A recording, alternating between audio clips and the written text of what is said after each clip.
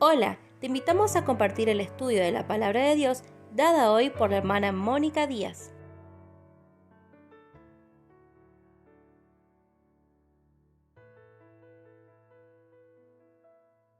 Continuaremos este presente estudio del perfil profético del tiempo del fin según Zacarías y vamos a continuar meditando en la profecía de Zacarías.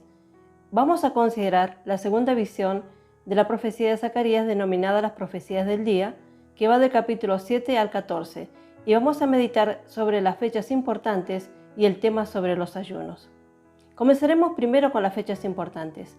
Leemos en Zacarías capítulo 7, verso 1 al 3. Aconteció que en el año cuarto del rey Darío vino palabra de Jehová a Zacarías, a los 4 días del mes noveno, que es Quisleu. Verso 2. Cuando el pueblo de Betel había enviado a Sarecer con Regem-Melec y sus hombres a implorar el favor de Jehová, Verso 3. y a hablar a los sacerdotes que estaban en la casa de Jehová de los ejércitos y a los profetas, diciendo: ¿Lloraremos en el mes quinto? ¿Haremos abstinencia como hemos hecho ya algunos años? Aquí comienza la segunda división de nuestro libro de estudio. Las visiones han terminado y ahora hay un cambio en el orden de los acontecimientos de los eventos. El Señor habla a Zacarías no en símbolo o visión, sino en el llano y sencillo lenguaje de fácil comprensión y fácil entendimiento. Todo lo que sigue no es sino la ampliación y la amplificación de las buenas y agradables palabras que fueron simbolizadas en las visiones. Es una garantía adicional de las bendiciones que seguramente están llegando al pueblo judío después de que la terrible tribulación haya pasado. La segunda división realmente dice las mismas cosas que la primera, pero de una manera o perspectiva diferente. Zacarías comienza, al igual como lo hizo la primera parte, enfatizando y haciendo hincapié en el mismo día, mes y año en que la palabra del Señor vino a él. Decimos, como hemos dicho antes, que esto no es accidental, sino más significativo, intencional y con un propósito. Estas fechas tienen valor profético, al igual que sus visiones y mensajes. Estamos aprendiendo cosas que se aplican al actual sistema de gobierno mundial y al comienzo de un nuevo orden de cosas para la tierra, por lo que vemos que en el tiempo calculado por estas fechas, Cristo estará en su trono. Leemos Zacarías capítulo 1, verso 7 y también capítulo 7, verso 1. Leemos primeramente Zacarías capítulo 1, verso 7. A los 24 días del mes undécimo, que es el mes de Sebat, en el año segundo de Darío, vino palabra de Jehová al profeta Zacarías, hijo de Berequías, hijo de Ido, diciendo: Fechas, según el calendario judío religioso, el undécimo mes del año religioso judío, visto en Zacarías capítulo 1, verso 7, comenzaba con la luna nueva de enero o febrero y tenía 30 días. Luego recibe el nombre pot-esílico del 11º mes, en el calendario hebreo que sería enero o febrero. Sebat o Shevat es el quinto mes del calendario hebreo moderno y es el undécimo mes según el ordenamiento de los meses en la Biblia, que comienza por Nisan, que sería marzo-abril, en conmemoración de la salida de los hebreos de la esclavitud de Egipto. Leemos en Zacarías capítulo 7, verso 1. Aconteció que en el año cuarto del rey Darío vino palabra de Jehová a Zacarías, a los 4 días del mes noveno, que es Quisleu. El mes noveno, que es Quisleu, corresponde a diciembre de nuestro calendario. Darío, mencionado en las citas anteriores, no es el mismo de quien leemos en Daniel capítulo 6, 9 y 11. Inadvertidamente, la distinción entre los dos se omitió en nuestra referencia a Darío en el capítulo 1. Darío el Medo reinó sujeto a Ciro sobre Caldea, mientras que Darío el Persa de la profecía de Zacarías era rey de Persia. Este comenzó a gobernar 17 o 18 años más tarde que el rey Medo, en cuyo reinado un remanente de Judá e Israel regresó a Judea bajo el liderazgo de Zorobabel y Josué. Con el cambio de gobierno, los judíos se animaron y, estimulados por los profetas Ageo y Zacarías, reiniciaron la construcción del templo. Cuando el asunto fue llevado ante Darío por el gobernador Tannai, que había visitado Jerusalén, el rey hizo investigar el caso y, después de descubrir que los judíos tenían derecho legal de reconstruir su templo, emitió un decreto que lo favoreció aún más que el de Ciro, proclamado unos 18 años antes, y vamos a leer en Esdras capítulo 4, verso 24 y capítulo 6, verso 15.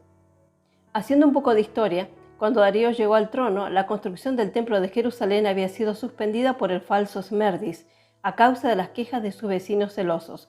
Y ahora sí leemos Esdras capítulo 4, verso 24. Entonces cesó la obra de la casa de Dios que estaba en Jerusalén, y quedó suspendida hasta el año segundo del reinado de Darío, rey de Persia. Esdras capítulo 6, verso 15. Esta casa fue terminada el tercer día del mes de Adar, que era el sexto año del reinado del rey Darío. Adar es marzo en nuestro calendario. Una cantidad de declaraciones y visiones proféticas de Ageo y Zacarías están fechadas con los años de reinado de Darío. Por ejemplo, en Ageo capítulo 1, verso 1 y verso 15, capítulo 2, verso 1 y verso 10, Zacarías capítulo 1, verso 1 y 7 y capítulo 7, verso 1. Leeremos en Ageo capítulo 1, verso 1. En el año segundo del rey Darío, en el mes sexto, en el primer día del mes, vino palabra de Jehová por medio del profeta Ageo a Zorobabel, hijo de Salatiel, gobernador de Judá, y a Josué, hijo de Josadac, sumo sacerdote, diciendo: Mes sexto es Elul, septiembre de nuestro calendario. Ageo 1:15. En el día 24 del mes sexto, en el segundo año del rey Darío. Leemos Ageo 2:1. En el mes séptimo, a los 21 días del mes, vino palabra de Jehová por medio del profeta Ageo, diciendo: Mes séptimo, Etanim, octubre de nuestro calendario.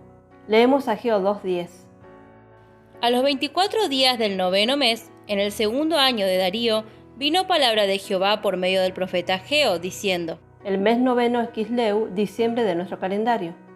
Así entonces podemos observar que luego se dedicaron solemnemente a la alegre tarea de reconstruir el templo del Señor, como se ve en Esdras capítulo 3. El primer celo del remanente de la restauración de ese día fue hermosísimo de contemplar por un efímero corto tiempo. En el séptimo, Etanim, octubre de nuestro calendario, mes del primer año de su regreso, ellos edificaron o construyeron el altar del Dios de Israel para ofrecer holocaustos sobre él, como fue ordenado por Moisés, cuyo ritual de sacrificio había sido suspendido durante los 70 años de cautiverio en Babilonia, pero los cimientos del templo del Señor no se pusieron, sino hasta el segundo año de su regreso. Entonces se dedicaron solemnemente a la alegre tarea de reconstruir el templo del Señor, como se ve en Esdras 3, pero los enemigos le detuvieron después de la muerte de Ciro, su amigo. Y los mismos escribieron a su sucesor, acusando a los judíos de diversos males, y la obra cesó hasta el segundo año de Darío, rey de Persia, vista en Esdras capítulo 4. Aquí es el momento en que comienza la profecía de Zacarías. Zacarías había animado a los exiliados, y ellos se habían despertado y conmovido de tal manera que regresaban a construir y continuaban haciéndolo. Y sin duda, cuando Zacarías recibió estas revelaciones de Jehová en visión y mensaje, estaba en espíritu con fe y esperanza.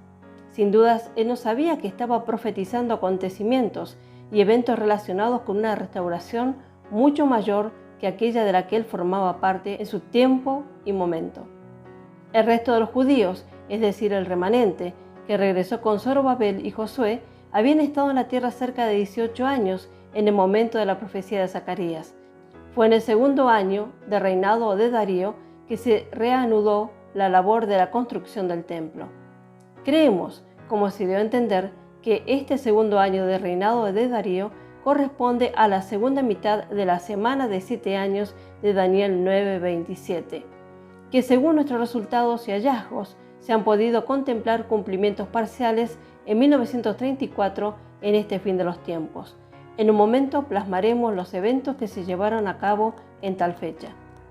Zacarías lo enfatizó definitivamente en la primera división de su libro, el segundo año de reinado de Darío, y comienza la segunda división con otra fecha, el cuarto año de Darío, 2 años después de la reanudación de la labor de la construcción del templo.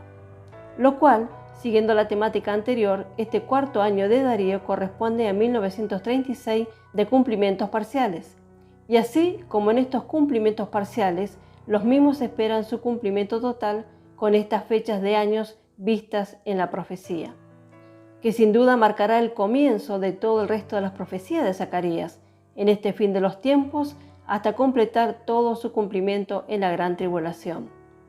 Ahora, Para hacer un poco de historia debemos averiguar qué eventos se originaron en 1934 y 1936, lo cual reflejó un cumplimiento parcial de la profecía. Y hallamos en 1934 Adolfo Hitler II. Tras la muerte del presidente Hindenburg, Hitler se convierte en la máxima autoridad alemana y la historia nos menciona los hechos originados en la víspera. En 1936 se ve el fin de la República Española, el Frente Popular gana las elecciones en España y el fascismo se multiplica, originándose la Guerra Civil Española en 1936, producido por un golpe de Estado parcialmente fallido.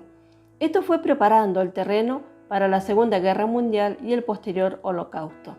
Los tales fueron cumplimientos parciales que sobrevendrían a Israel, el pueblo terrenal de Dios. En la profecía de Zacarías se menciona el 9º mes del año sagrado judío Kisleu, que sería diciembre. Este es un punto de tiempo marcado enfáticamente en las Escrituras. Se refiere a diciembre de nuestro año civil y nos lleva en relación con los 7 años de la importación destinada a 2 o 3 meses después de la mitad de la tremenda semana llamada la Gran Tribulación.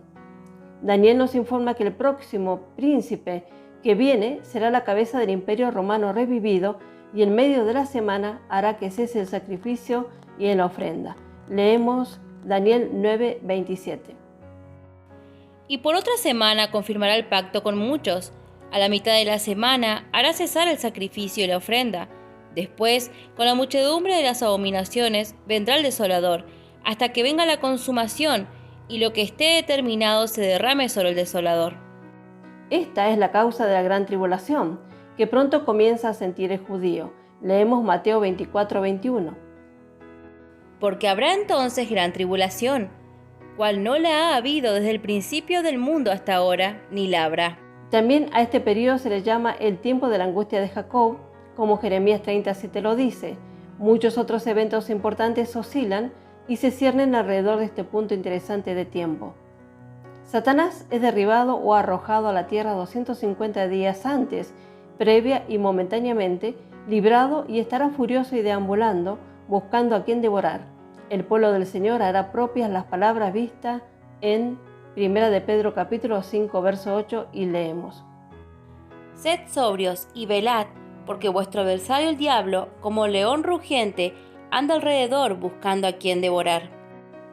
La mujer en el desierto está protegida desde la mitad de la semana en adelante, llamado en la palabra un tiempo, tiempos y medio tiempo, o 3 años y medio, la mitad de los 7 años designados. Leemos Apocalipsis capítulo 12, verso 6. Y la mujer huyó al desierto, donde tiene lugar preparado por Dios, para que allí la sustenten por 1260 días. O 3 años y medio. Leemos Apocalipsis capítulo 12, verso 14. Y se le dieron a la mujer las 2 alas de la gran águila, para que volase de delante de la serpiente al desierto, a su lugar, donde es sustentada por un tiempo, y tiempos, y la mitad de un tiempo. También la primera bestia empieza su carrera despótica 250 días antes de la mitad de la semana, porque continúa su loco gobierno perturbado de 42 meses o 1260 días, la mitad del tiempo destinado, como vemos en Apocalipsis capítulo 13, verso 6, y leemos. Y abrió su boca en blasfemia contra Dios, para blasfemar de su nombre, de su tabernáculo y de los que moran en el cielo. Así, con estas fechas, podemos leer correctamente el mensaje de Dios a su pueblo amado. Es necesario la dirección del Espíritu Santo para un cabal entendimiento de las Escrituras. Ahora pasaremos al tema sobre los ayunos. La pregunta sobre los ayunos, y tenga en cuenta en particular, el 4º año del reinado de Darío fue un buen año en lo que respecta a la perspectiva de los judíos. En ese momento era de buen trato. Todas las cosas parecían estar avanzando sin contratiempo y sin problemas. La evidencia fue prometedora para el remanente que había regresado a la tierra. Todos y cada obstáculo a la realización de la construcción del templo había sido eliminado por el decreto real de Darío, registrados en Esdras 6, 1, donde también vemos y aprendemos de ese libro que se trataba de 2 años antes de la finalización del templo, que este último estaba en el 6º año del rey Darío. Leemos Esdras capítulo 6, verso 15. Esta casa fue terminada el 3er día del mes de Adar, que era el 6º año del reinado del rey Darío. Nosotros decimos que las cosas estaban funcionando sin problemas. Los judíos estaban con optimismo y entusiastas, y esta aparente prosperidad dio lugar a la pregunta de que si los cautivos que regresaron debían continuar en observar los días de ayuno y dolor y tristeza nacional, que había sido instituido en conmemoración de la destrucción del templo y de la ciudad, al comienzo de los 70 años de cautiverio en Babilonia. Fueron los habitantes de Betel, se puede ver la versión revisada, quienes tomaron la iniciativa de llevar y plantear este asunto ante los sacerdotes. Se envió a 2 de sus ciudadanos prominentes, Sarecer y Regemelec y sus hombres, probablemente los asistentes a suplicar el favor de Jehová y de hablar a los sacerdotes con respecto a la cuestión del ayuno. En la versión autorizada el texto dice, habían enviado a la casa de Dios. La versión revisada dice, ahora los de Betel la habían enviado, lo cual sin duda es correcto, porque aunque Betel significa casa de Dios, nunca se usa para el templo, sino siempre para la ciudad de ese nombre de Efraín. Fue uno de los grandes centros de la adoración y culto falso establecido por Jeroboam, el hijo de Nabat. Este último hecho sin duda explica las duras palabras con las que Jehová se dirigió a estos hombres delegados en el versículo 4, porque este otro centro no fue reconocido por el Señor, pero tiene un significado especial en que estos hombres fueron enviados desde Betel a Jerusalén. Esto muestra que la amargura y los celos anteriores fueron olvidados. Las lecciones del cautiverio no se perdieron para los exiliados que regresaron. Admitieron que Jeroboam y su secesión de Judá estaban equivocados, poseían a Jerusalén como lugar de culto y adoración. Los hombres, cuyos padres fueron antes identificados con el reino de las 10 tribus del norte, ya no abrigaban la esperanza de una dinastía o imperio separada, ni buscaban otro lugar de culto y adoración. Y esto no era una pequeña concesión por parte de los hombres de Israel. Enseña que el anhelo primordial era la unidad de la nación, que sin duda se manifestará en gran medida cuando los judíos vuelvan a ser un pueblo reconocido en su propia tierra. Sin embargo, la respuesta del Señor a estos distinguidos visitantes no fue nada alentador. De hecho, diría que fue una gran reprimenda.